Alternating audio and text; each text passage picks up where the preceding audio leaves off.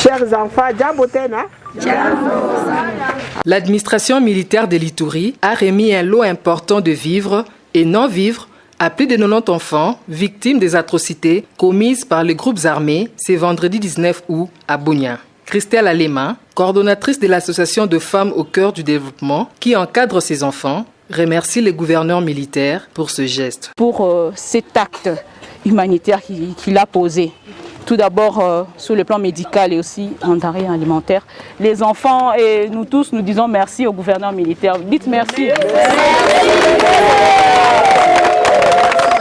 À la conseillère du gouverneur en charge des affaires sociales et humanitaires, Jeanne Alacha, qui a procédé à la remise de ses dons, d'appeler les autres partenaires humanitaires à emboîter les pas. Hormis ces vivres et non-vivres, ces enfants ont également bénéficié de soins de santé assurés par l'unité médicale d'intervention rapide de l'armée. Le capitaine médecin chirurgien Patrick Koulou explique. Nous avons reçu des instructions de la part du gouverneur militaire pour venir prendre en charge les enfants de la rue déplacés de guerre qui sont hébergés par l'ONG, Association Femmes au cœur du développement pour leur prise en charge.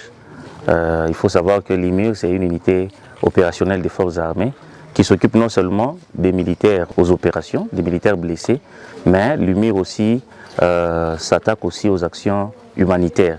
Et c'est dans ces cadres-là que, sur instruction du gouverneur militaire, que l'IMUR est déployé ici dans ces centres d'hébergement pour la prise en charge de ces enfants déplacés des guerres. Et nous sommes là dans le cadre humanitaire, nous les prenons en charge et nous pensons que dans le futur proche, l'hôpital chirurgical de campagne sera opérationnel et ces enfants bénéficieront bien sûr avec l'appui du gouverneur militaire de soins gratuits et c'est là dans le cadre purement humanitaire.